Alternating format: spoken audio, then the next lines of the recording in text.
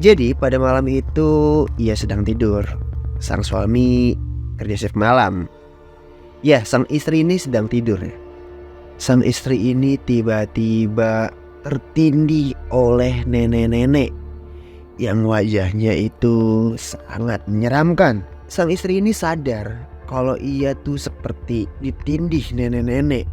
Rambutnya putih panjang dan bentuk badannya itu kecil, bisa dibilang pendek. Mulutnya mengeluarkan usus dari perutnya dan matanya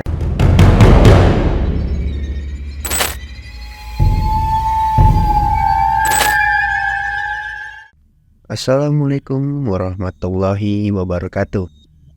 Baik lagi sama gua yang akan memberikan cerita-cerita horor yang pastinya bikin bulu kuduk kalian merinding.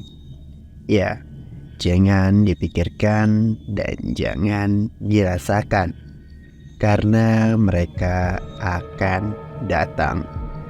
Ya, ini adalah salah satu cerita dari salah satu pendengar setia Unlogic Story yang namanya nggak mau disebutin di sini. Ya, kita sebut aja namanya Joko. Kampung surga para jin dan pengikutnya. Langsung aja ke ceritanya. Suatu ketika ada sekeluarga yang hidupnya tuh bisa dibilang pas-pasan, bahkan sangat kekurangan. Ya, Pak Budi hanyalah tukang pemungut sampah plastik.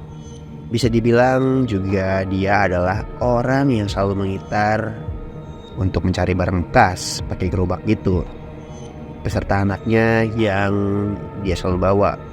Ya, anaknya berjumlah 2 orang beserta istrinya yang selalu ngikut di belakang gerobaknya.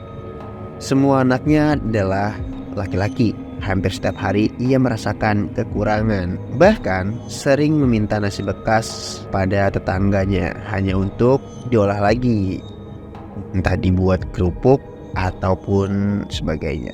Seiring berjalannya waktu, Pak Budi ini gak pernah kelihatan lagi di area rumahnya.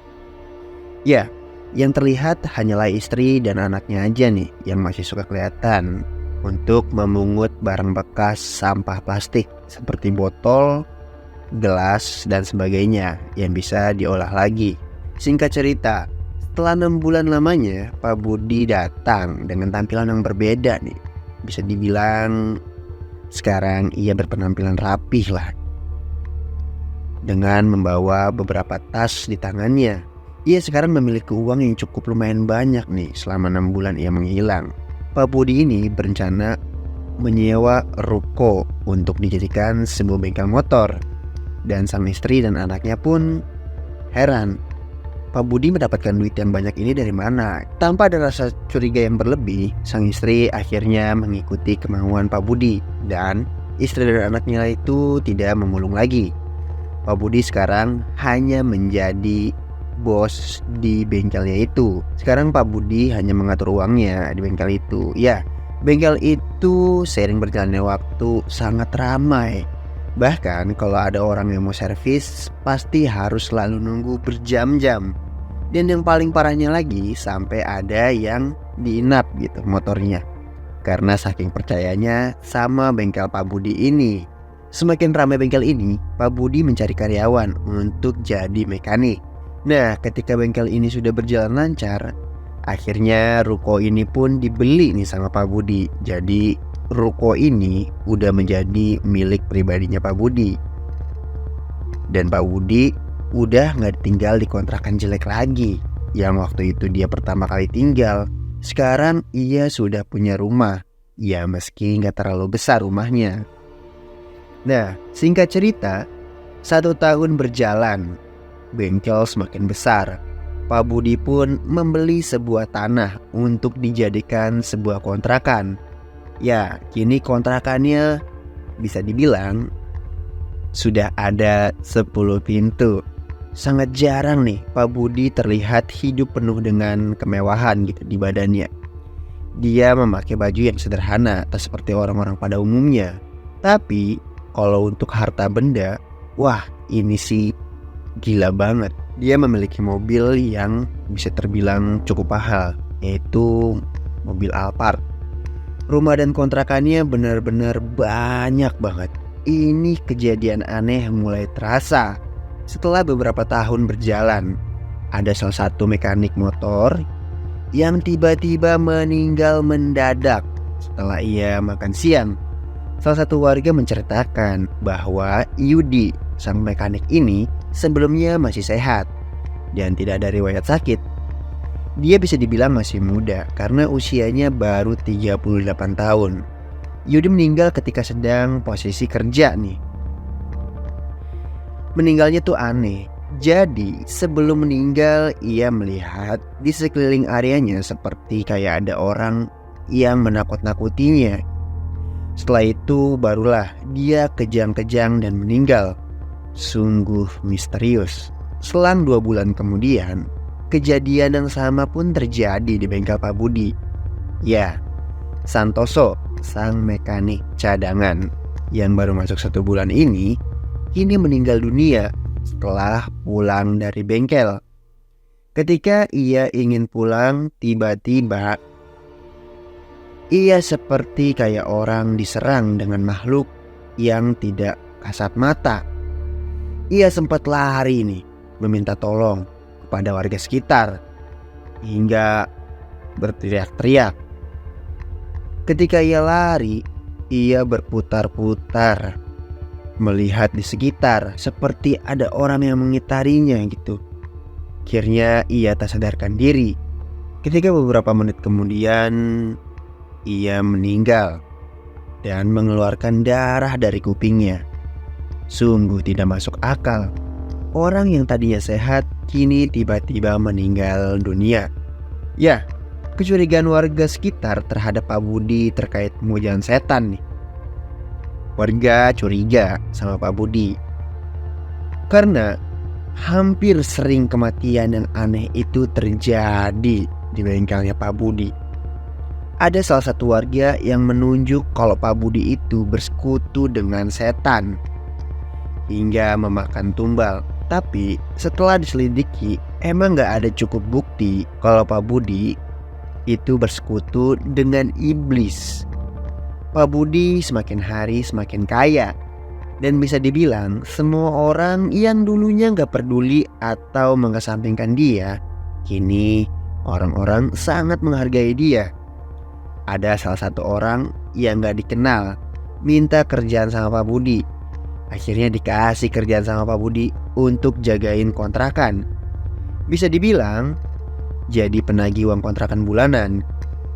Selang 5 bulan, sebut aja nih ya, ini Kosim. Dia jatuh sakit. Sakitnya parah, bahkan sampai tidak bisa bangun dari tempat tidurnya. Tak butuh waktu lama, ketika ia sakit kejang-kejang, lalu ia meninggal di kamar tempat ia tinggal itu, di kontrakannya Pak Budi ini. Lagi-lagi warga resah, kenapa kematian sering banget terjadi di kampung ini setelah Pak Budi kaya.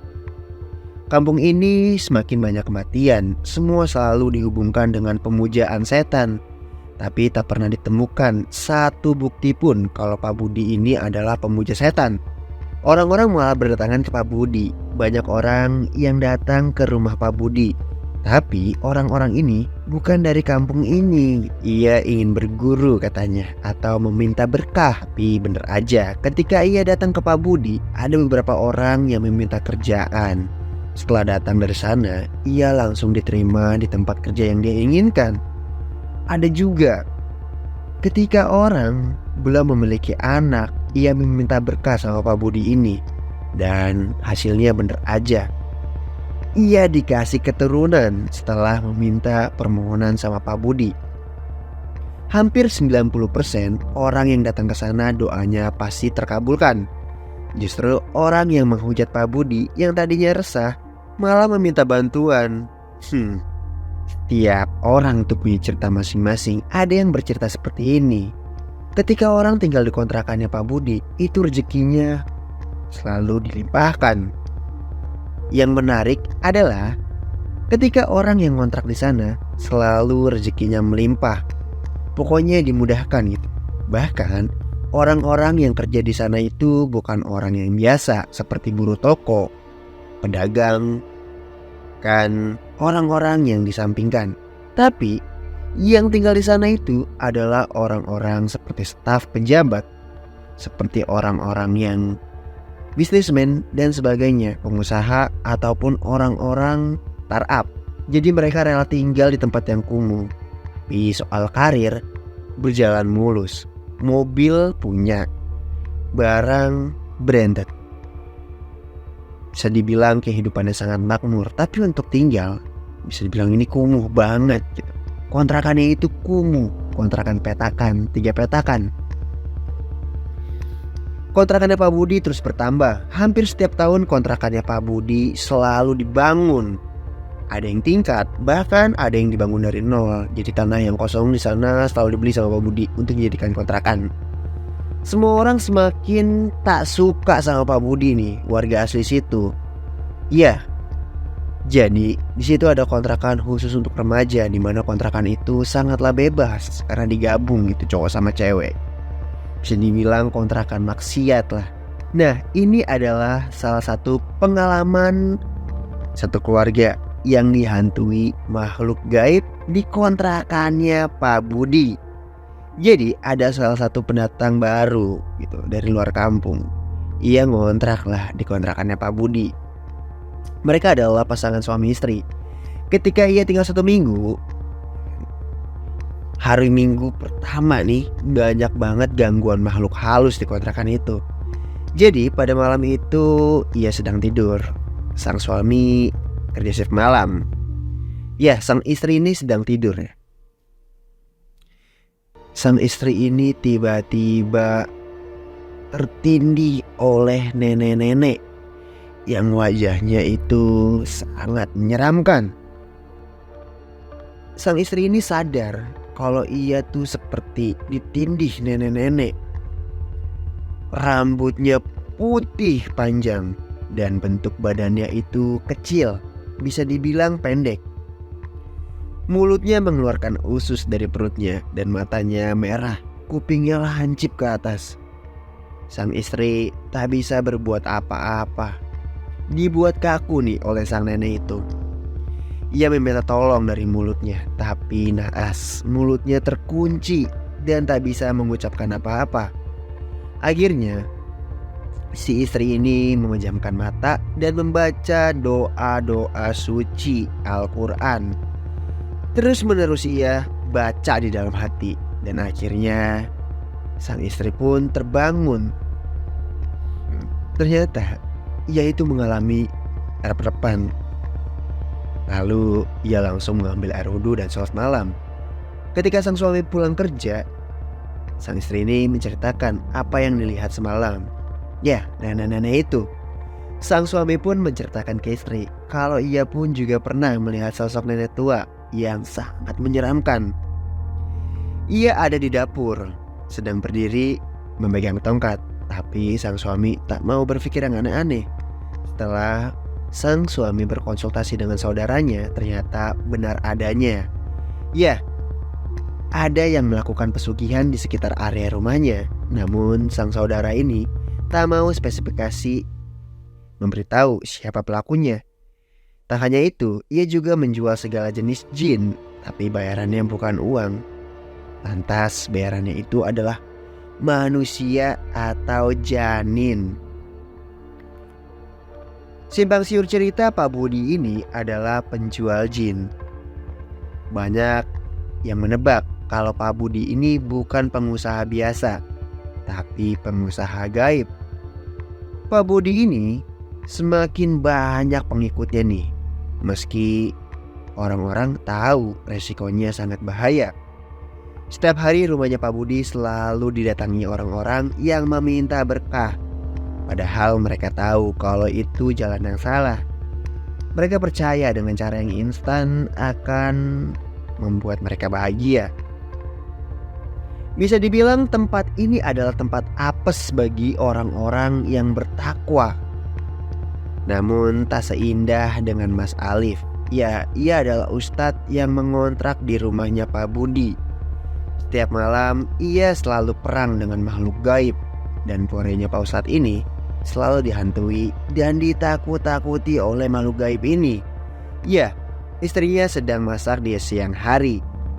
Sang istri Pak Ustadz ini ditunjukkan sosok yang sangat seram, yaitu manusia buncit, gendut, besar, tingginya sampai ke atap, dan wajahnya bisa dibilang seperti babi.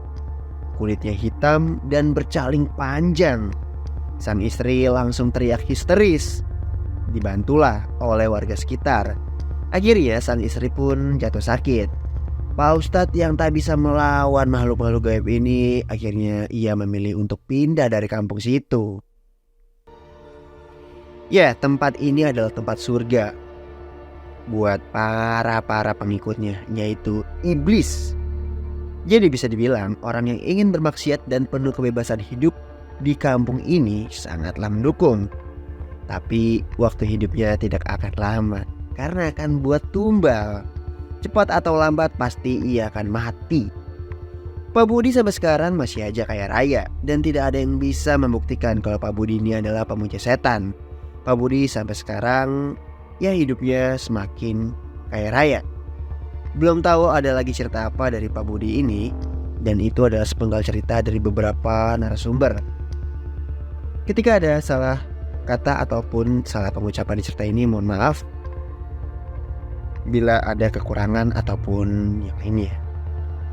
Jika kalian punya cerita-cerita horor yang menarik lainnya, bisa dikirim di kolom deskripsi yang ada di bawah ini nih. Ada emailnya. Sampai ketemu di cerita selanjutnya. Terus dukung channel ini dengan cara like, comment, subscribe, dan share ke teman-teman kalian. Udah itu aja. Assalamualaikum warahmatullahi wabarakatuh.